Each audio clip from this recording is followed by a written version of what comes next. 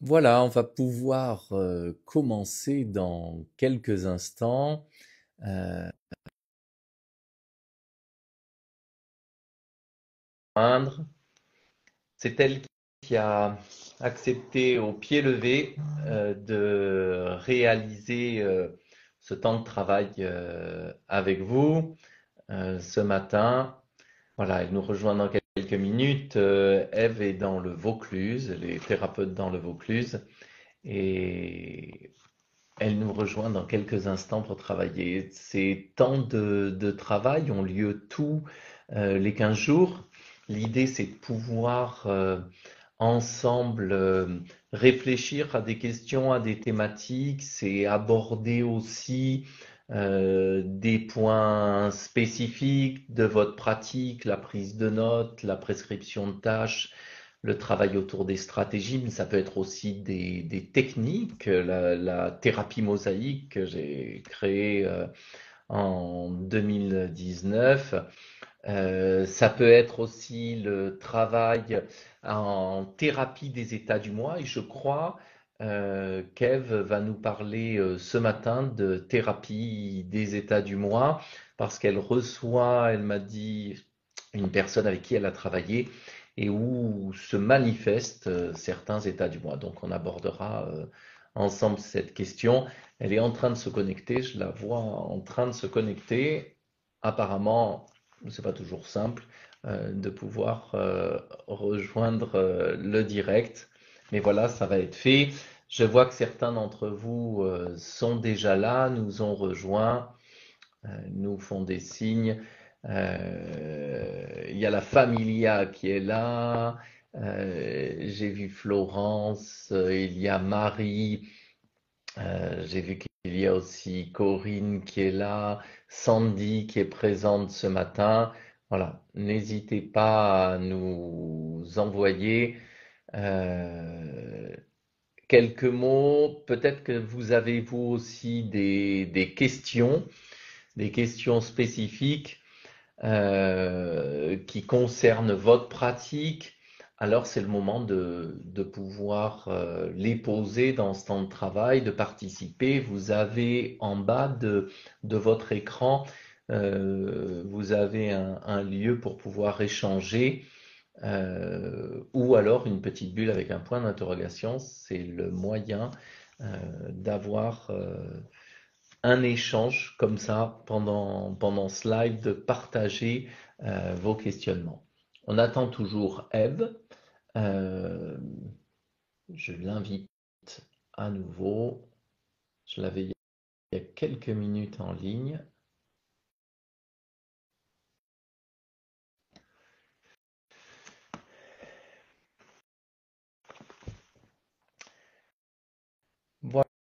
Voilà. Si vous avez déjà quelques questions, n'hésitez pas à les poser avant même qu'on puisse démarrer. Le temps, ça permet à Eve de nous rejoindre. Je lui adresse à nouveau une invitation. Voilà, je- Eve a rejoint maintenant le temps de diffusion. C'est super, Eve.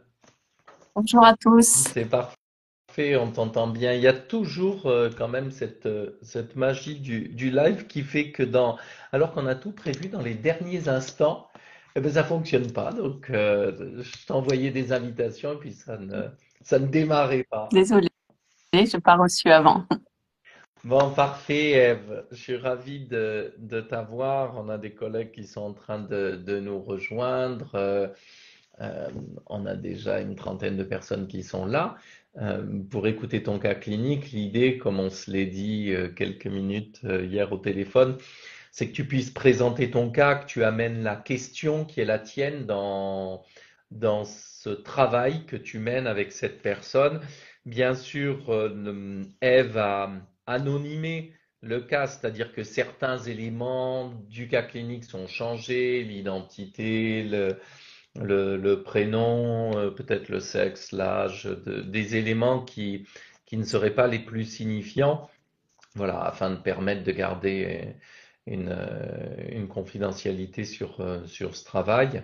Je disais à nos collègues que ces moments de travail ont lieu tous les 15 jours lors de temps cliniques euh, autour de supervision de cas, mais ça peut être aussi des ateliers psychopratiques sur des thématiques. On avait fait la prescription de tâches, on avait parlé de la prise de notes. Voilà, différents sujets et ça s'adresse à des professionnels de l'accompagnement. Voilà, ben, Ève, si tu veux nous dire déjà quelques mots sur qui tu es. J'ai dit que tu étais dans le Vaucluse et que tu étais thérapeute dans le Vaucluse. J'en ai pas dit plus, mais ça fait un moment qu'on se connaît maintenant, Ève. Et si tu veux bien dire quelques mots de présentation, puis après on démarre par rapport à ton cas. Et puis nos collègues dans le chat, dans la petite bulle qui est juste en dessous, adresseront des questions et je m'occuperai de te les relayer. Voilà, donc il y a juste à te charger de rester avec tes notes et de répondre aux différentes questions de nos collègues. Allez, c'est parti. À toi. Merci beaucoup, Guillaume. Merci. Donc, moi, je suis Ève de l'Épinois et je suis thérapeute depuis une quinzaine d'années. Ça a commencé avec en fait la question du corps dans ma vie. J'étais d'abord comédienne et puis ensuite j'ai fait du massage et je me suis aperçue que les gens qui venaient se faire masser avaient émotionnellement parfois des difficultés, et que tout était lié en fait. Et comme ça, de fil en aiguille, je suis venue plus à me former en thérapie. J'ai eu la chance donc de rencontrer Guillaume et de suivre ses formations. Et voilà, depuis, j'ai mon cabinet effectivement à Villeneuve-les-Avignon, à côté d'Avignon. Et je me réjouis de partager avec vous, voilà, cette expérience parce que c'est toujours, j'aime beaucoup le travail en équipe, avoir des regards extérieurs. On a besoin les uns des autres et parfois, je trouve qu'on est, voilà, un petit peu seul dans nos pratiques et voilà. Et puis c'est un métier où on rencontre vraiment les gens dans leur intimité, dans leur comme dit Guillaume, dans leur ADN, dans leur unicité, dans leur essence. Et ça, c'est fort. Donc, j'ai plaisir à partager avec vous cette expérience. Voilà pour la Ben, nous aussi, présentation. merci pour ça. Et donc, parmi les différents clients que tu reçois, là, il y a 7 personnes dont tu vas nous parler. L'idée, c'est que tu nous dises d'abord pourquoi sans supervision, quelle est la question qui s'est présentée à toi, quel est l'endroit peut-être où ça chope, où tu te questionnes là aujourd'hui? Oui, oui, bien sûr, j'ai choisi cette personne au hasard parce que, en fait, je me rends compte que, voilà, dans cette expérience de vie, il y a des choses qui résonnent fort en moi et on a tous aussi cette expérience de notre vécu qui, voilà, comme un peu en miroir et parfois ça peut être déstabilisant. Et, euh, et voilà, donc ma question c'est vraiment sur comment prendre du recul par rapport à ce qui se joue en cabinet, ce que je peux percevoir de ma pratique où je me laisse souvent embarquer. J'ai pas de mal à rentrer dans le processus de l'autre, hein, ça, j'ai été comédienne en plus, donc vraiment même les états du moi, j'y vais. Puis ensuite ce temps où je reviens un petit peu dans ma posture et où je prends du recul, je sais voilà à quel moment, voilà j'ai besoin Guillaume aussi de ton expertise là-dessus. Et Mais en fait je vais vous la présenter. pourquoi tu dirais en particulier dans cette situation prendre du recul? Parce que alors l'attachement, enfin l'alliance est très très très forte et c'est vraiment un problème. Vous allez le voir au fur et à mesure de troubles de l'attachement, donc de vraiment j'ai vraiment un état du moi, une personnalité qui arrive, qui est petite fille et qui est vraiment accrochée très fort à moi. Donc moi, je me suis mise dans cette posture de maternage, hein, comme tu nous l'avais souvent suggéré, pour qu'il y ait de la sécurité, pour qu'on puisse avancer. Parfait. Mais Ben, donc voilà. tu présentes clairement là, la question centrale, donc prendre du recul parce qu'il y a ce lien particulier avec cette personne qui est d'une grande force, d'une grande intensité. Et en ce sens, oui, le travail de supervision permet de travailler sur le lien qui se passe entre le praticien et son client pour pouvoir mettre plus de justesse, de souplesse peut-être quand il y a des problématiques de lien. Donc c'est super. Allez, présente-nous alors Oui. déjà en quelques mots ce cas, qui est la personne, d'où elle vient. Et puis au fur et à mesure, nos collègues te poseront des questions et puis pour préciser, et puis moi aussi. D'accord. Alors, donc, c'est une femme, Nathalie, qui a une quarantaine d'années, qui est prof d'économie et de droit, et que j'ai rencontrée en octobre 2023, qui vient au départ pour arrêter de fumer. Bon, très vite, je m'aperçois donc qu'il y a voilà, des choses qui la submergent au niveau émotionnel. Donc, c'est une femme qui est très jolie, très très soignée, très pétillante, les ongles faits, toujours très jolie, très bien coiffée, très. C'est une femme qui est très organisée, qui anticipe tout, qui voilà, qui est très travailleuse. Et elle aime contrôler et je me rends compte qu'elle a vraiment, elle est très à l'aise pour parler. Elle est très originale. Elle se définit de plein de manières. Elle dit qu'elle est multifacette.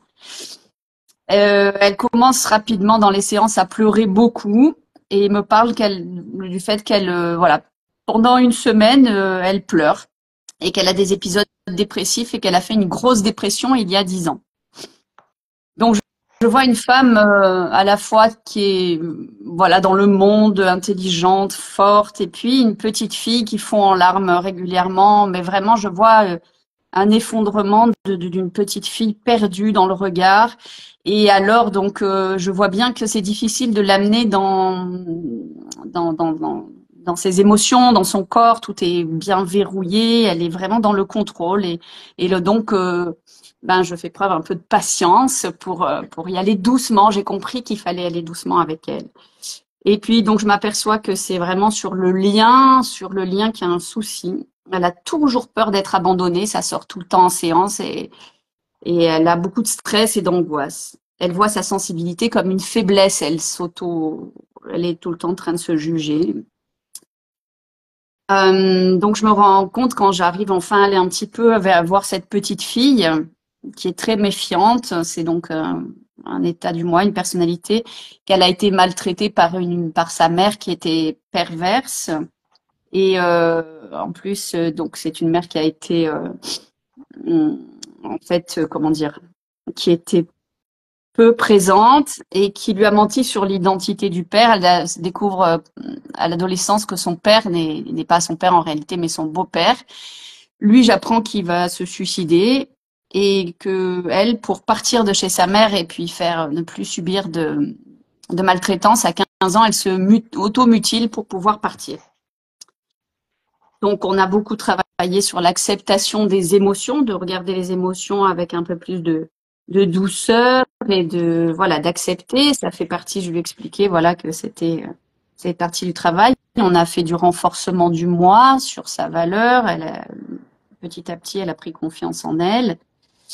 Et puis est arrivé le moment où elle me parle d'une relation avec une femme. Donc elle est mariée à une femme et elle a un enfant.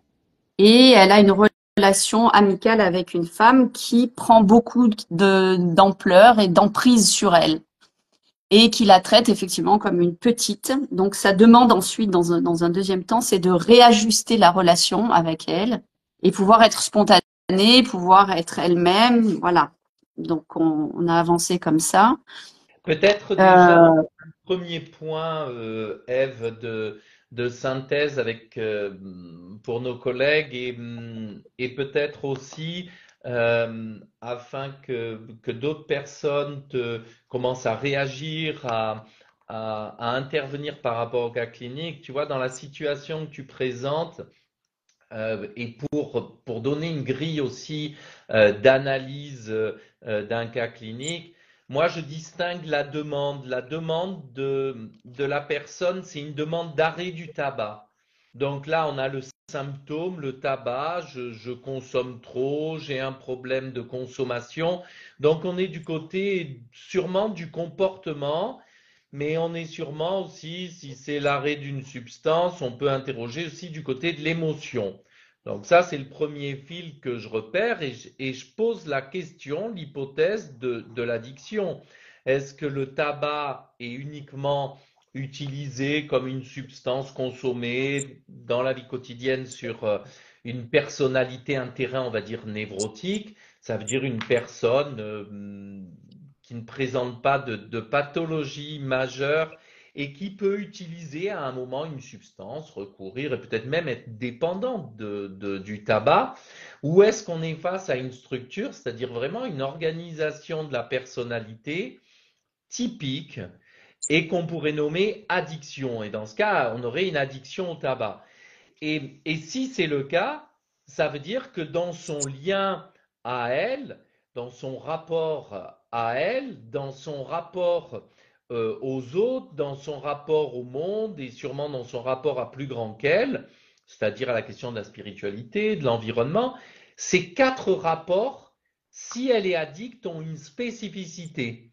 C'est pas pareil d'être un névrosé et dans la façon dont on est avec notre propre corps, dont on utilise le langage, et d'être avec un psychotique, sa façon d'utiliser le langage, son rapport à son corps n'est pas le même. Et si la personne est addicte, alors son rapport avec elle n'est pas exactement le même, son rapport à son identité, son rapport à son corps, mais aussi le rapport qu'elle peut établir avec d'autres personnes, son lien à d'autres, si elle est addicte, est aussi spécifique.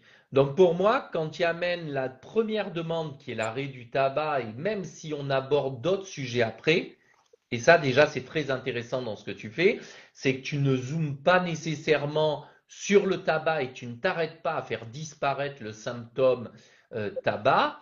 La question quand même de l'arrêt du tabac, la demande de notre cliente à ce moment-là, et peut-être va interroger la question de l'addiction et donc son rapport à son propre corps, son rapport à son langage, son rapport à la gestion de ses émotions, son rapport et son lien à d'autres. Donc ça, c'est le premier point. Et puis après, tu distingues trois choses. Tu distingues peut-être les pensées et les comportements avec la question du contrôle. Et moi, je me dis, ça c'est intéressant, il faut qu'on sache si elle contrôle avec ses pensées, à partir de ses pensées, elle contrôle ses pensées, ou si le contrôle se passe dans le comportement. Elle a des comportements de contrôle, des rituels, de l'organisation. Donc ça, pour moi, c'est une question. Et puis, on voit un tableau clinique dans lequel deux éléments sont là présents, c'est-à-dire la part émotionnelle, avec de nombreux pleurs, avec du stress, avec de l'angoisse, mais qui était déjà présente plus tôt avec les automutilations, donc il y avait à la fois le corps et les émotions, qui était là présente avec l'épisode dépressif il y a une dizaine d'années. Et puis on a un autre domaine qui est très présent, c'est le rapport à l'autre, avec cette peur de l'abandon, ce lien spécifique dans son histoire, ce lien avec sa mère. Et puis, on a aussi ce lien avec cette femme dans lequel elle est dans un lien d'emprise. Donc déjà, ça nous donne des éléments du tableau clinique, mais il y a le lien avec toi. Et pour l'instant, dans le lien avec toi, ce que tu nous dis, c'est surtout l'image qu'elle renvoie. C'est une femme belle, c'est une femme multifacette, originale, elle est vraiment très belle. Donc dans sa présentation, elle attire chez toi l'attention, le regard, peut-être l'émotion, l'intérêt, le désir. Et ça, c'est intéressant parce que ça nous dit quelque chose du lien avec l'autre, peut-être globalement, et qui se déploie dans ce rapport avec toi spécifiquement. Mhm. Ok. Si d'autres collègues ont des remarques ou des questions, ben voilà, adressez-les dans le chat. Et puis, pendant ce temps, Eve continue à peut-être à tisser le cas et en arriver au. On a bien vu ce que tu as fait, le travail, et c'est très pertinent, renforcement du moi, acceptation des émotions, le travail d'augmentation de la confiance en soi. C'est vraiment cette idée, avant de travailler un contenu, une thématique, une zone de vulnérabilité, le premier temps, c'est vraiment le renforcement du moi, ce sont les assises narcissiques, la solidité de notre interne. C'est ça qu'un praticien doit mettre en œuvre et c'est ce que tu fais dans ce premier temps du travail. Tout à fait.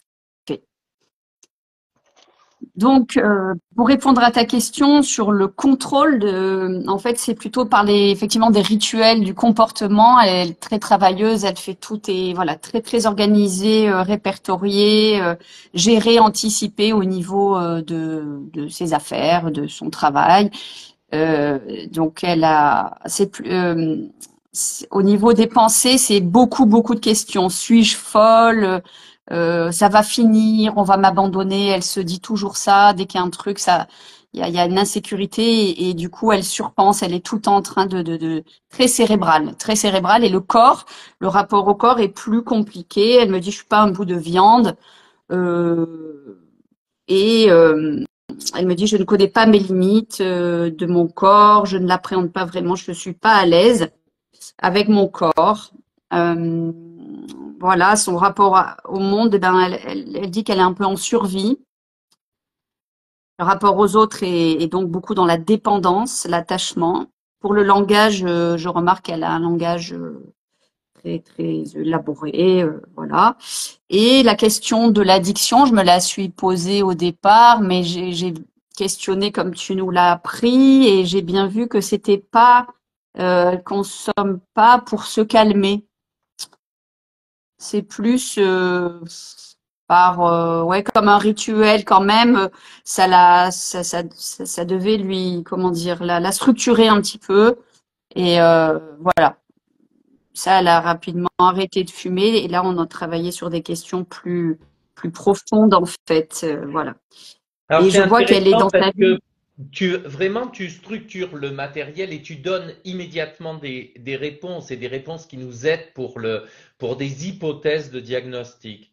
Parce qu'on voit un tableau avec beaucoup d'émotionnalité et pour autant, même s'il y a beaucoup d'émotionnalité, tu nous donnes deux éléments centraux. À la fois, tu réponds à la question du corps et tu dis, il y a beaucoup de rituels, il y a des comportements, il y a beaucoup d'organisation, c'est structuré avec le geste, avec le comportement. Et il y a beaucoup de pensées, et ce sont des pensées anticipatrices, ce sont des pensées qui sont très élaborées, qui viennent structurer. Il y a quelque chose de très cérébral. La tête est première, et c'est avec la tête qu'elle tente, on peut avoir comme hypothèse, de contrôler le corps et surtout de contrôler le cœur. C'est la tête qui tente de dominer le cœur. Donc, si ça marche, ça veut dire que le corps est plutôt restreint, la fluidité, la mobilité dans le corps est restreinte, et la tentative, c'est vraiment de contrôler, d'endiguer les émotions. Mais l'inconvénient, c'est de la surpenser, une nécessité de passer par la pensée, et donc une coupure avec le corps et parfois, sûrement, quand les pensées ne sont pas suffisantes, un débordement émotionnel. Et puis, on a Exactement. ce point sur lequel tu reviens, qui est central hein, par rapport à ta question initiale de prendre du recul et de l'alliance, c'est qu'il y a, puisqu'elle est dans le monde de la pensée et que les croyances qui sont les siennes, c'est je ne sais pas si je vais guérir, de toute façon, on risque tout le temps de m'abandonner, j'ai besoin de m'accrocher aux autres, si je ne m'accroche pas aux autres, je serai perdu. Et donc, elle est dans un mode de survie, c'est-à-dire qu'elle est toujours, non pas, elle peut être proactive, mais contre l'action de l'autre qui serait l'abandon. Et donc, dans ce cas, elle a toujours un temps de retard. Elle n'est pas libre dans son action. Elle fait toujours des choses pour se protéger de ce qui pourrait se passer, de ce que l'autre pourrait faire. C'est en ce sens qu'elle est dans la survie et que ça maintient l'insécurité, donc l'état émotionnel. Et comme il y a de l'insécurité, si son mode de travail à elle, si pour sauver son émotion, son angoisse, si pour se protéger, elle est constamment obligée de passer par la pensée, elle tente de contrôler par la pensée, elle veut se couper de son corps et de ses émotions, mais elle doit repasser par la pensée. La pensée lui dit, mais attention, tu peux être abandonné. Alors elle essaie de contrôler. Elle se dit, il faut aller dans l'attachement et dans le lien à l'autre. Mais si je suis dans le lien à l'autre, l'autre risque de m'abandonner. Donc il faut que je maintienne un lien encore plus fort avec l'autre, mais l'autre risque de m'abandonner. Et donc elle se maintient dans cette insécurité. Exactement. On est dans cette boucle. Ok. Et toi, par rapport à cette boucle, alors comment tu vas t'y prendre? Euh,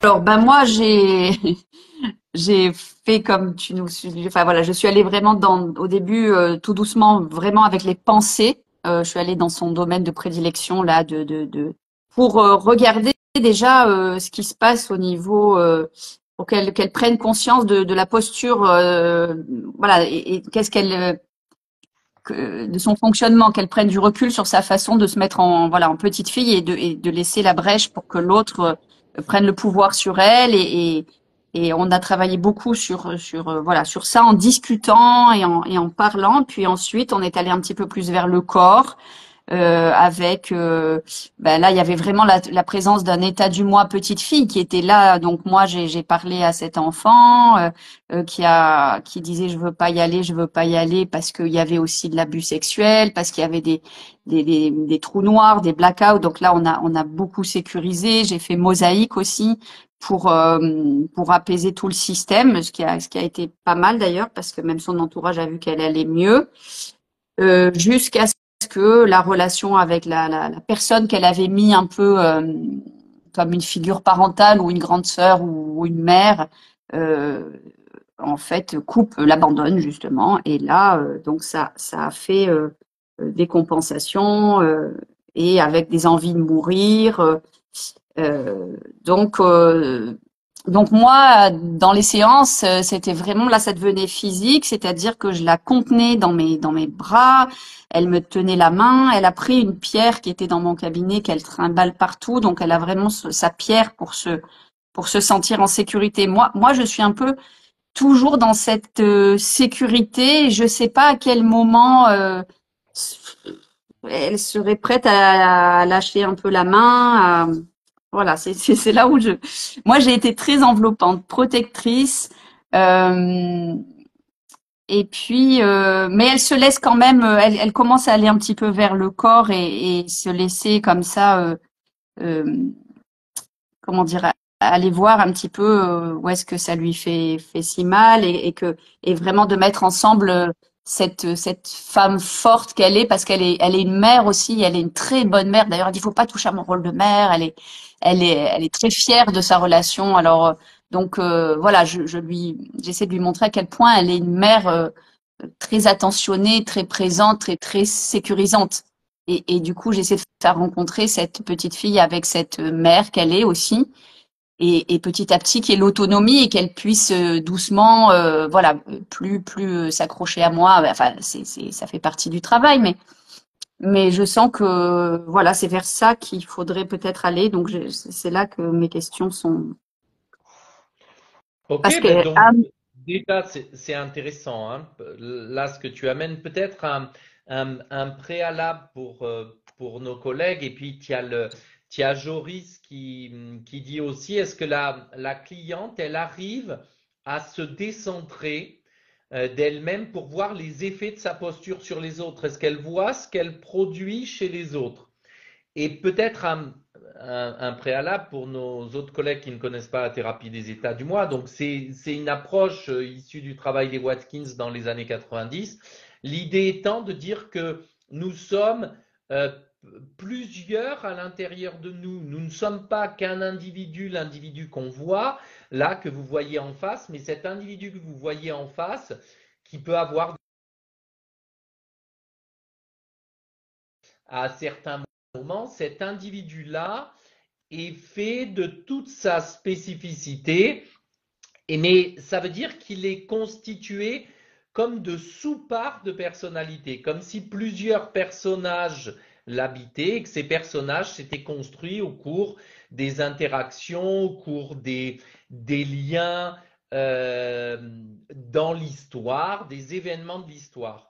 Et c'est ça qu'Ève va mettre en travail. Ève va aller chercher la petite fille de l'histoire qui a vécu différentes expériences, des expériences complexes, difficiles, la question des abus sexuels dans l'histoire, mais aussi la question de l'abandon, s'appuyer sur une figure forte, une figure d'appui maternel, parental, et puis le vécu d'un abandon, le rapport avec de fait le père qui n'était pas le père et le père qui annonçait être le père comme étant le beau-père et qui est perçu ça par de toute façon par l'enfant. Ces expériences non dites, ces éléments non dits sont perçus par l'enfant, donc ça maintient de l'insécurité. Et puis on a une autre figure qui est là présente dans l'actualité de l'histoire de cette dame, c'est Ève qui propose un lien très sécurisant, très contenant, très enveloppant. Et puis, on a aussi un autre élément qui est cette posture de bonne mère, de femme forte chez cette dame. Et tout ça, c'est intéressant parce que ça ouvre sûrement sur l'hypothèse, il y a plusieurs états du moi possibles. Il peut y avoir un état du moi petite fille. Il doit y avoir aussi peut-être un état du moi figure parentale qui abandonne. Il y a sûrement un introjecte du thérapeute Ève qui enveloppe, qui protège.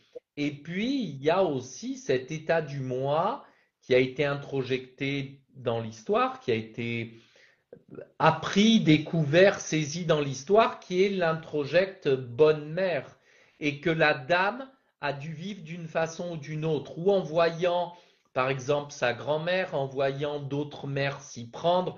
Il doit y avoir des personnages qui ont Oui, constitué cet état du moi bonne mère. Et Ève, tout son travail, c'est de venir rassembler cette famille, convoquer toute cette famille interne, la petite fille, la figure parentale qui abandonne, peut-être la figure maternelle protectrice, gardienne, Ève qui enveloppe, la figure bonne mère, etc. Faire venir tous ces personnages-là, ceux qui agressent, qui attaquent, qui insécurisent, mais aussi ceux qui protègent, les faire venir pour qu'ensemble ils constituent une famille solide et une famille aidante pour la dame, là où il pourrait y avoir de l'insécurité et de la désorganisation. Et tu disais, Ève aussi, il y avait des éléments particuliers qui sont apparus dans ce travail de thérapie des états du moi.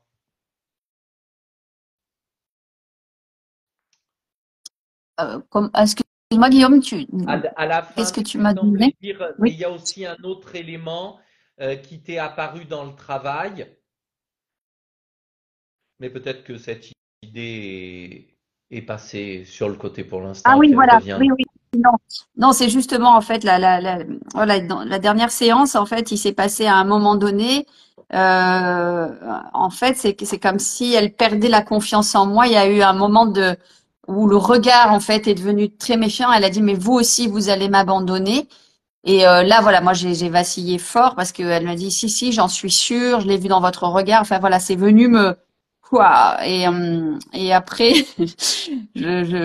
voilà, je me suis remise dans, dans, dans cette rassurance en lui disant, mais non, non, je serai là tant que vous avez besoin et ça sera à votre rythme et je suis là, toujours en la tenant vraiment corporellement, en la tenant fort pour qu'elle sente vraiment cette présence dans le corps, parce que maintenant, voilà, c'est ok, je peux la toucher, je peux aller plus voilà, souvent elle me tient la main et puis on a mis vraiment la petite en sécurité avec moi et avec aussi son épouse. Donc, à chaque fois, c'est sécurité, sécurité pour qu'elle puisse euh, avancer pas à pas vers ce travail parce qu'il y a beaucoup, beaucoup de freins et moi aussi, j'ai des freins. Donc, je vois que ça prend du temps, quoi. Ça, c'est un moment central dans le travail, là, ce que tu viens d'évoquer.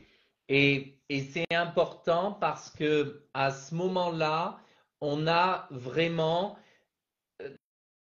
le dépôt, la résonance sur le praticien. Ça veut dire que ce qu'il en est de l'histoire de cette dame vient se répéter dans le lien avec le thérapeute, avec le praticien. Ça veut dire que là où ça jouait dans son histoire infantile, dans son lien avec les figures parentales, dans son lien avec les autres, vient dans l'espace de la séance. Maintenant, la peur de l'abandon n'est pas liée que à cet extérieur, les parents, les amis, la famille, les relations de couple. Ça vient se jouer dans le lien avec le thérapeute. Et ça, c'est un moment tournant du travail et un moment fondamental dans le travail parce que comme ça vient en séance, ça va faire plusieurs choses. À la fois, ça vient en séance, donc ça peut être mis en travail en séance, alors que jusqu'alors, c'était des choses qui se passaient dehors, mais sur lesquelles, mis à part dans le discours, le thérapeute n'avait pas de prise. Tu ne pouvais rien faire parce que ça se passait euh, à l'extérieur. Tu pouvais dire des choses, nommer des choses, mais toi, tu ne pouvais rien déployer à l'intérieur de toi. Alors que là, dans la mesure où elle vient répéter son histoire avec toi pendant la séance, alors ça produit des choses en toi. Et qu'est-ce que ça produit? Tu me dis, à ce moment-là, j'ai vacillé, j'ai été troublé, j'ai très peur, je suis saisi. Elle arrive à te saisir. Et là où c'est intéressant, c'est qu'on peut avoir comme hypothèse qu'elle te fait vivre ce qu'elle vit à l'intérieur d'elle. C'est-à-dire qu'elle vient comme mobiliser cette petite fille à l'intérieur de toi. Et ça, c'est intéressant parce que en faisant cela, elle vient convoquer chez toi des affects, elle te permet de la comprendre du dedans. Ce mécanisme-là, c'est le mécanisme qu'on appelle l'identification projective. Notre client va déposer à l'intérieur de nous, comme le nourrisson dépose à l'intérieur de sa mère des émotions, fait vivre à sa mère des émotions, des sensations. Et là, tu as une patiente qui te fait vivre des émotions et surtout des sensations très archaïques et des sensations qui vont te permettre de la rejoindre à l'endroit où elle est, c'est-à-dire au niveau du préverbal, au niveau de l'archaïque. Et on a ces éléments puisqu'elle te dit, j'ai peur que vous m'abandonniez, je suis même sûr que vous allez m'abandonner, je l'ai vu dans votre regard. Donc c'est bien le sensoriel, la sensorialité qui donne ces éléments-là. C'est au niveau du regard que ça se passe. Et toi, tu es affecté, troublé, bousculé, peut-être terrorisé, tu vacilles, mais tu meurs pas et tu ne t'en vas pas. Et parce que tu ne meurs pas et que tu t'en vas pas, et tu nous dis bien aussi parce que tu l'as saisi corporellement, ça veut dire que tu l'enveloppes, mais plus avec des mots. Tu l'enveloppes avec de la peau, avec du corps réel. Et c'est à cet endroit qu'il faut répondre parce que la question se posait au niveau du regard, au niveau de quelque chose qui est fugace et qui a besoin de matériel, qui a besoin de matérialité. Et toi, tu la donnes, cette matérialité. Et ça, c'est intéressant parce qu'un autre praticien qui ne s'autoriserait pas à travailler avec le corps, parce que dans son dogmatisme, le corps ne devrait pas être là et on devrait rester qu'au niveau du langage, alors il n'aurait pas saisi, n'aurait pas pris la patiente dans ses bras. Et toi, le fait de prendre cette patiente dans tes bras vient répondre à l'endroit où se pose la question. La question, elle ne se pose pas au niveau du digital, elle ne se pose pas au niveau des mots, elle ne se pose pas au niveau de l'imaginaire, elle se pose dans la matérialité du corps. Et toi, tu réponds dans la matérialité du corps. Et ça, c'est une réponse à une turbulence, à un moment de turbulence. C'est une réponse qui va être vraiment un point d'arrimage, d'amarrage, je ne sais pas si ça se dit, un, un point fort dans le travail parce qu'elle t'a fait vivre une expérience de turbulence. Vous êtes allé dans l'archaïque et elle a vu qu'elle pouvait sortir de l'archaïque. Donc elle a une nouvelle expérience de référence. Elle est en train de découvrir avec toi que là où l'autre peut être un autre abandonneur et on ne peut pas s'appuyer sur l'autre. L'autre est insaisissable et fugace. Toi, tu lui montres que l'autre peut être aussi une structure d'appui et comme un bateau, elle sera plus à la dérive et elle va s'amarrer à un port. Et là, il y a une attention à avoir parce que ton envie qu'elle grandisse trop vite, ton envie qu'elle soit autonome est trop pressée. On n'en est pas dans ce moment-là. Ce serait comme une mère qui a un enfant d'un an et demi ou 2 ans et qui dit, bon allez, ben, va te promener dehors, tiens, prends 3 euros et puis va chercher des pains au chocolat ou va tout seul au bout du champ. C'est trop tôt. L'enfant a besoin de s'éloigner un tout petit peu et il revient voir sa mère. C'est comme ça qu'on apprend à marcher. Puis il s'éloigne un peu, il revient, il s'éloigne un peu plus, il revient, il s'éloigne un peu plus, il revient. Et puis à un moment, il s'éloigne tellement qu'il va jusqu'au bout des États-Unis. Ça, je connais ça. Va Ah, mais jusqu'au c'est bout drôle des parce qu'États-Unis. elle est partie aux États-Unis. Alors ça, c'est curieux comme synchronicité. Ah, et c'est pas ma fille, hein. C'est pas ma fille, ou Incroyable. je pense pas hein, que tu parles du cas clinique de ma fille. Mais l'autre s'en va au bout des États-Unis et maintient le lien par téléphone, maintient le lien à distance. Quand ça se passe, ça veut dire que ce lien a été intégré et qu'il y a de la sécurité. Mais pour l'instant, la sécurité est très fragile et très fugace. Et donc, c'est fondamental par rapport à ta question, prendre du recul. Ce qui est fondamental, c'est surtout pas trop vite prendre de la distance et l'aider à être autonome.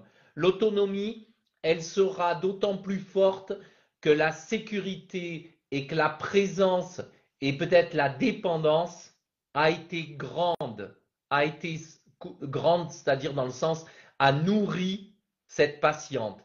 Donc il faut que tu continues d'envelopper, envelopper, envelopper, protéger, être là, être là, être là, mais dans le corps aussi. Et c'était une des questions de Nadège, d'évoquer l'importance du travail peut-être avec le massage, puisque ça fait partie de ta pratique, mais parce que cette sécurité sera là et elle sera vraiment acquise, à ce moment-là, elle pourra s'éloigner. À vouloir la lâcher trop vite, tu es en train de t'identifier à une partie de ces états du moi, c'est l'état du moi qui abandonne. Ah Parce oui, que, d'accord. parce que dans ces moments-là, tu pourrais vaciller parce que tu ne sais pas quoi faire de ce lien qui est très fort, qui est très grand et qui est très insécure. Alors tu peux lui dire, allez, vas-y, va marcher, va dehors, prends de la distance. Mais en faisant Non, ça, tu es en train de réactiver la figure parentale qui abandonne. Et tout le travail, non, mais toi, c'est de te remettre entre toi, de respirer, de te positionner en disant, je suis là, bien sûr que je vacille, bien sûr que je ne sais plus quoi faire. Peut-être, comme nous dit notre collègue Corinne aussi, il peut parfois y avoir de la pudeur de toucher, de prendre le patient, le client dans ses bras, et pour autant dire, oui, mais c'est ce dont elle a besoin aujourd'hui. Et si je la prends dans mes bras, c'est pas parce que c'est bon de prendre quelqu'un d'autre dans les bras, c'est parce que c'est le geste thérapeutique qui est nécessaire et qui vient au bon moment pour lui permettre d'avoir cette sécurité fondamentale qu'elle demande. Il y a notre collègue Bissofro qui nous dit elle réveille chez toi ou elle peut réveiller à ce moment-là des émotions, des sensations, des souvenirs forts. Et à ce moment-là, ça ferait résonance et c'est intéressant. Si elle évoquait, elle réveillait ton histoire, elle rappelait ton histoire, parce qu'à l'endroit où ton histoire en tant qu'enfant, en tant que fille, en tant peut-être que femme, serait reconvoquée, tu serais remise en travail dans ta propre histoire et ça te permettrait et de dépasser ton histoire et de lui montrer que quand on est troublé dans notre histoire, on peut quand même continuer d'avancer. Et ça, c'est le gage de résilience, c'est une résilience partagée dont la force est la plus grande. Il y a, il y a aussi notre collègue LM Coach, Mireille, qui nous dit, mais est-ce que cette identification émotive, elle ne doit pas être contenue par le praticien? sinon ça va se rejouer, le praticien va être embarqué. En effet, bien sûr qu'il faut que ça soit contenu. Ça veut dire que si Ève est submergée et a besoin tout le temps de la prendre dans les bras et se met à dire il faut que je vous prenne souvent dans les bras et puis je vais vous faire des massages et je vais vous apaiser, moi je vais réussir à vous calmer. Bah, là, c'est la problématique, ce serait la problématique de Ève qui se jouerait sur la patiente, ça ce serait inadéquat. Mais que Ève se laisse troubler, comme elle dit, oh, j'ai vraiment vacillé, ça m'a troublé fort, et que face à ça, elle s'autorise d'une place de thérapeute d'offrir des bras, mais des bras de thérapeute, à ce moment-là, ça c'est une intervention thérapeutique et ça a une vraie pertinence.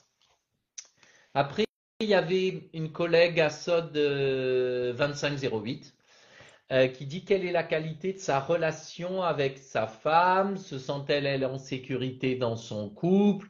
On a Florence qui a évoqué la question du suicide. On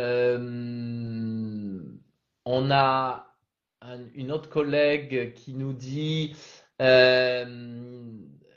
la relation semble trop proche, trop enveloppant. En vous écoutant, je sens la nécessité de prendre du recul. Ben, on vient de dire que c'est trop proche, trop enveloppant si c'est pas au service du travail. Mais si c'est au service du travail, moi je trouve que c'est très pertinent d'envelopper. Et comme le dit Nadège, ça peut aussi se faire dans la matérialité, dans un soin, et dans ce cas, il y aurait du métaphorique ou du symbolique, en passant par un massage enveloppant. Et ça fait partie des pratiques et du type de soins et d'accompagnement que propose Ève. Est-ce qu'il y a des réactions, Ève, sur des questions? Il y avait la crainte d'intrusion en rapport avec le vécu d'abus sexuels, dit Renette. Il faut y aller mollo.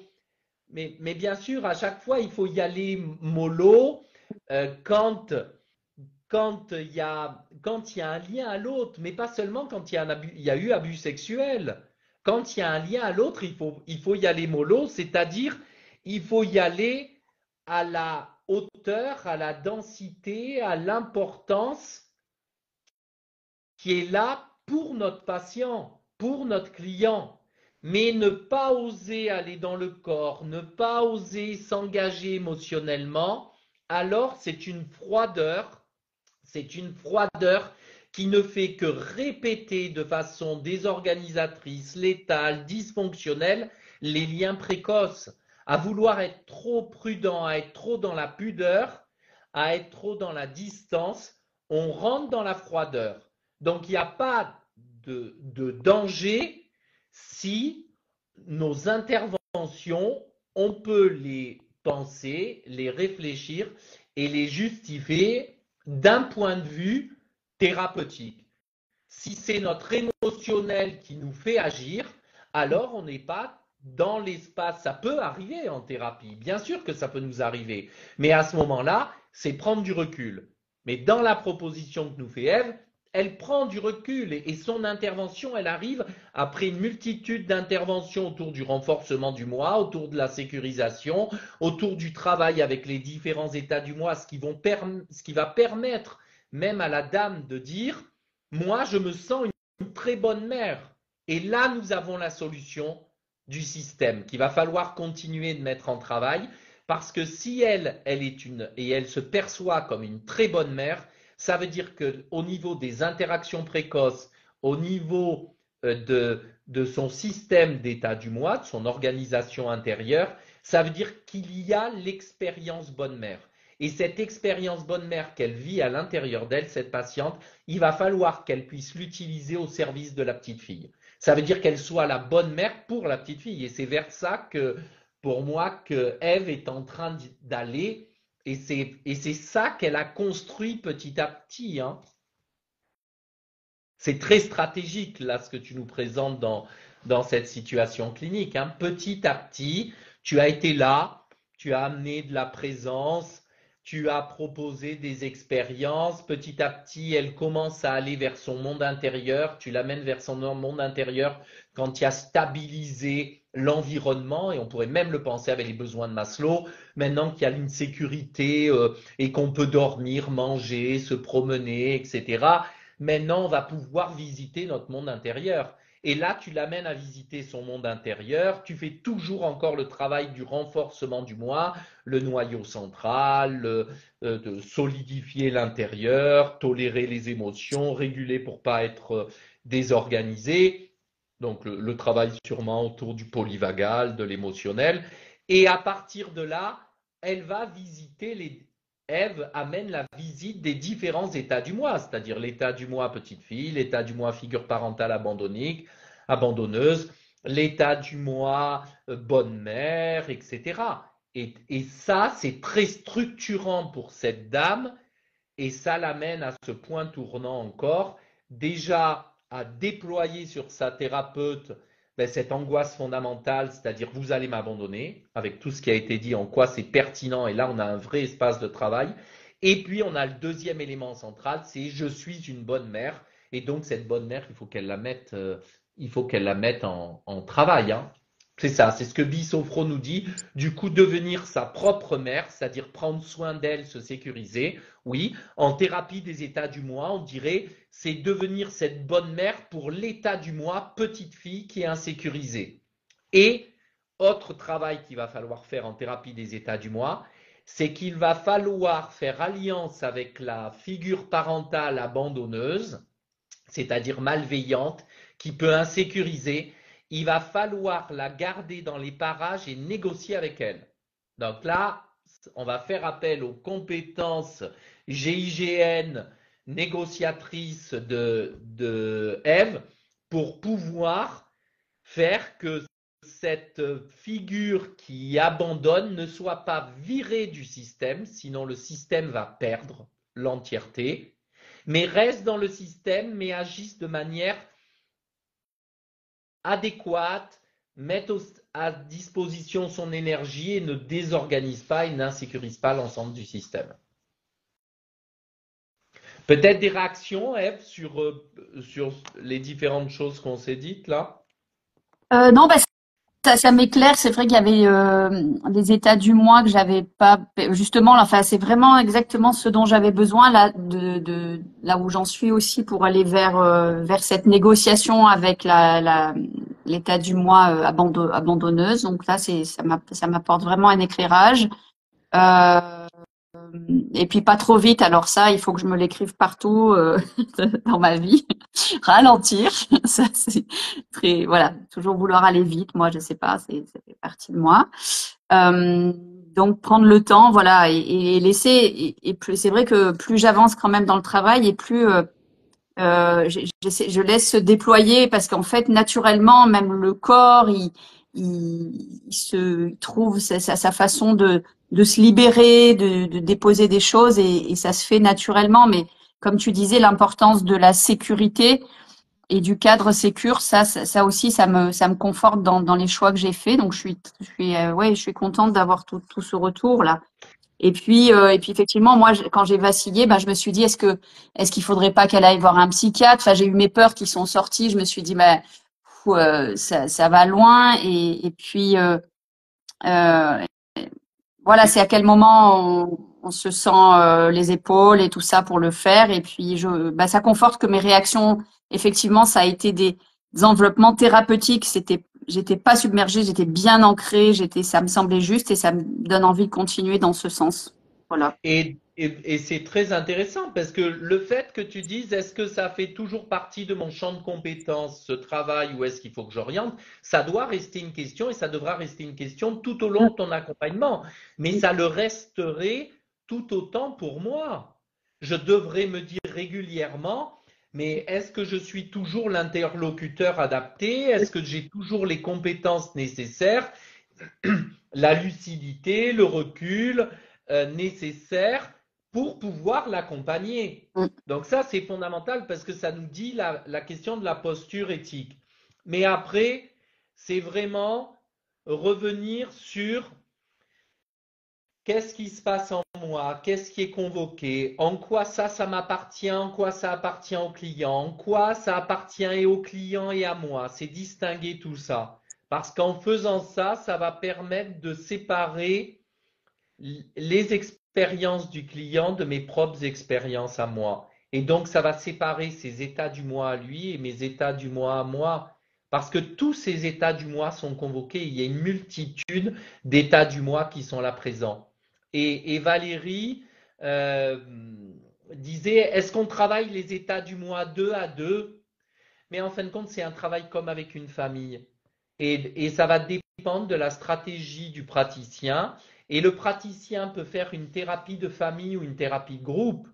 Et moi, ce serait mon choix, ce serait faire venir tous les membres de la famille et demander à tous les membres de la famille de prendre part à cette réunion et de témoigner de ce qui se passe et comment on peut intervenir, comment ils pourraient donner de l'aide, quel est leur point de vue. C'est vraiment faire ce travail de partage. La seule chose, c'est que si à un moment, il y a des états du moi désorganisateurs, perturbateurs, et qui ne permettent pas le travail ou qui maintiennent trop d'insécurité, imaginons qu'il y ait un état du moi, l'état du moi abandonneur, ou il y ait un état des moi persécuteurs qui soit là et qui mettent en insécurité la petite fille, la bonne mère, etc. En remettant en question chaque fois que la bonne mère se présente, de dire oui, mais bon, de toute façon, tu dis ça, mais un jour tu la laisseras tomber. De toute façon, tu dis ça, mais en quoi tu es capable de l'aider, tu fais rien. Si ça est présent, à ce moment-là, parfois il faut demander de séparer la prise en charge et de demander que l'état du moi il attende un moment et on va le recevoir en individuel. Mais comme on le ferait en réalité dans un accompagnement thérapeutique euh, avec une famille ou avec un couple. Ça, c'est important. Et, et c'est très important aussi, puisqu'on est là dans un temps de supervision, de se dire que ce que l'on est en train d'écouter maintenant en séance convoque chez chacun d'entre nous écoutant nos propres états du moi. Et quand nous intervenons en disant est-ce qu'il y a un danger, il faudrait faire ça, moi je suis d'accord pour envelopper avec les bras, moi j'ai peur qu'envelopper ça empêche l'autonomie ou ça amène de la dépendance, etc.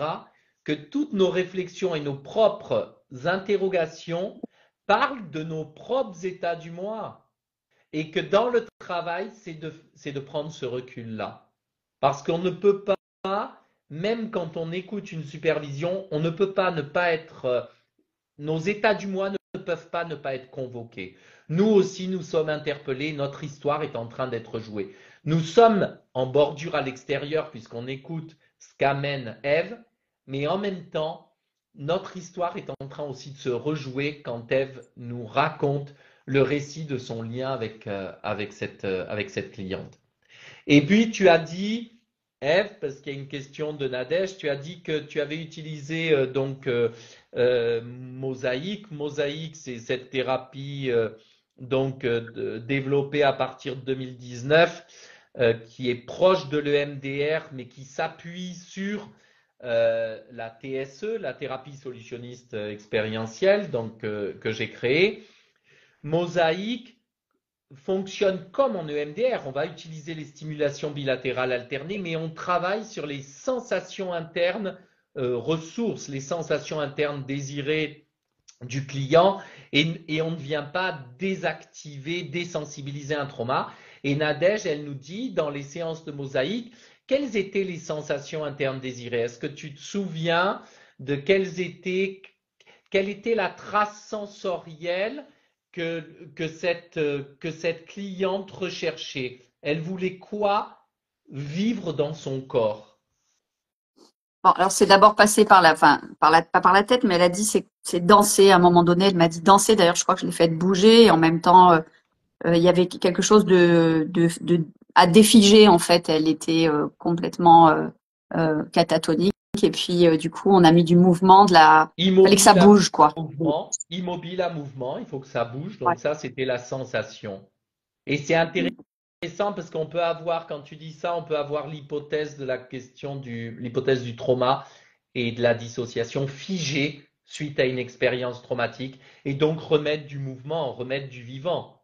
C'est ça. Et ça va avec aussi sa terreur de l'abandon parce que quand il y a abandon, la personne, elle se retrouve immobile, elle se retrouve là plantée. L'autre s'en va, bouge, mais celui qui est laissé abandonner se retrouve immobile. Et tout l'enjeu quand il y a abandon, c'est de pouvoir remettre du mouvement. C'est l'histoire du petit poussé. Ce qui sauve la peau du petit poussé, c'est qu'il va remettre du mouvement, sinon il resterait sidéré dans la forêt comme ses autres frères. Et petit poussé va mettre du mouvement en réinscrivant sur le sol un chemin, une voie à suivre pour que se repoursuive la vie. C'est ça que fait le petit poussé. D'autres, est-ce qu'il y a, Ève, on avance vers à la fin de notre travail, est-ce que pour toi, il y a d'autres questions, besoin d'autres précisions? Est-ce que pour vous, à distance aussi, vous avez des questions ou des points que vous aimeriez voir euh, être approfondis pendant ces quelques minutes encore? Pendant que nos collègues inscrivent s'ils ont des points qu'ils veulent voir approfondir. Est-ce que toi, Ève, tu as des points, des questions qu'il te faudrait préciser sur la stratégie? Non, c'est assez clair là. Enfin, j'ai bien, voilà, l'idée de convoquer la famille et de mettre encore du lien entre les états du moi et de les réunir, parce que c'est justement quelqu'un qui n'a pas eu de famille. Il y avait des frères qui étaient pas là. Elle était vraiment toute seule. Je trouve ça très pertinent de sentir que, parce que voilà, c'est quelqu'un qui est bien entouré et elle a, enfin, un seul être vous manque et tout est dépeuplé. Et je voudrais qu'elle prenne conscience à quel point les gens l'aiment pour qui elle est et l'amener vraiment dans ce lien à Ok. l'autre.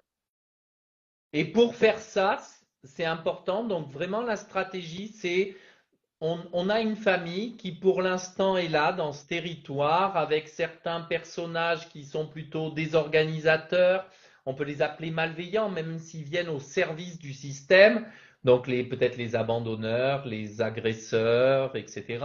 On a l'état du moi petite fille qui peut se sentir terrorisé, insécurisé. On a un état du moi bonne mère, il doit y avoir un introjecte du thérapeute, un introjecte et Ève. Il y a peut-être d'autres introjects. Tout à l'heure, je disais, est-ce qu'il y a une grand-mère? Est-ce qu'il y a eu un personnage de l'histoire qui était un Oui, oui. personnage ressource? Oui. Ok. Donc, tous ces personnages sont là et ils sont là dans cette grande forêt du petit poussé. Et il va falloir que le petit poussé amène toute la famille à reprendre le chemin et la mise en mouvement. Alors très concrètement, il faut aller convoquer l'état du moi bonne mère, il faut aller travailler avec cette expérience que cette dame a de en quoi elle est bonne mère. Moi, je lui ferai faire des listings et je lui demanderai des arguments et des preuves et on listerait un tableau. Je lui demanderai qu'elle me donne des exemples, on mettrait des images pour qu'il y ait des choses très concrètes et matérielles sur un paperboard ou tout ça, ou sur une table, un grand papier, et on collerait, on poserait euh, tous les indicateurs et les preuves de bonne mère. Voilà, on fait un dossier, on monte un dossier comme un CV de bonne mère, mais je veux les preuves à l'appui. Et quand on aura ce CV de bonne mère, preuve à l'appui, alors on pourra demander que cet état du moi bonne mère vienne être là présente pour la petite fille qui peut se sentir en insécurité. Et puis, parce que m'est venue cette métaphore-là, je lui demanderai de lire Le Petit Poussé. Et je lui demanderai, et peut-être je lirai Le Petit Poussé avec elle. Je lui dirai, installez-vous confortablement dans ce fauteuil, je vais vous lire une histoire.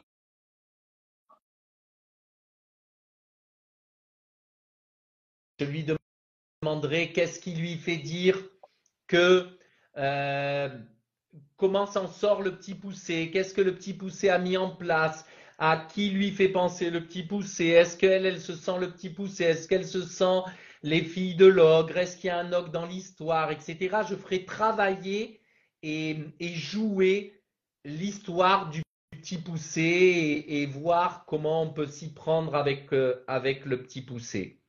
Et puis, je resterai tout le temps centré sur qu'est-ce que je ressens à l'intérieur de moi. Moi, en tant que Ève, qu'est-ce qui se passe, qu'est-ce que je ressens, et ne pas aller trop vite et prendre le temps de me laisser troubler sans être submergé, quand bien même j'ai peur. Parce que le petit poussé était terrorisé quand il me l'a dit en séance. Je l'ai reçu un jour, il m'a dit, j'étais terrorisé quand j'ai accompagné mes frères et sœurs, qu'on est allé voir l'ogre et tout ça. Et pourtant, j'avais quand même cette force à l'intérieur de bons frères, mais ça aurait pu être de bonnes mères à ce moment-là. Et, et j'ai vaincu ma peur. Et en fin de compte, j'ai su en rentrant que personne ne pouvait m'abandonner parce que moi-même, je ne m'étais pas abandonné. Et c'est ça l'expérience fondamentale. Elle aura la sécurité intérieure le jour où elle saura qu'elle ne peut pas, elle, s'abandonner. Tant qu'elle doute d'elle et elle pense que c'est des autres dont elle doit douter, mais le jour où elle ne doutera plus d'elle et elle se sentira ce bon petit poussé en elle, à ce moment-là, elle pourra prendre la suite de la route. Et en effet, Florence, on peut utiliser la métaphore du petit poussé pour les troubles de l'attachement. On...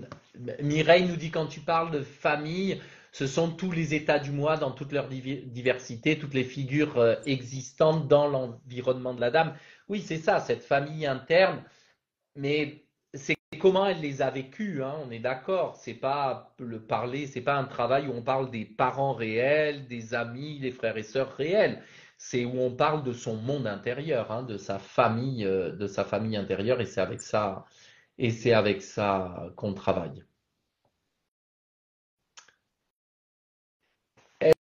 Est-ce que vous avez d'autres questions? Est-ce que tu as d'autres questions? Sinon, on va ponctuer maintenant.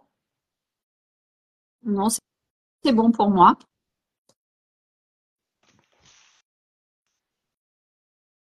Bon, tu as le secret, tu nous l'avais dit au début de la supervision, tu as commencé la supervision en disant, cette formule un peu étonnante, j'ai rencontré le corps dans ma vie.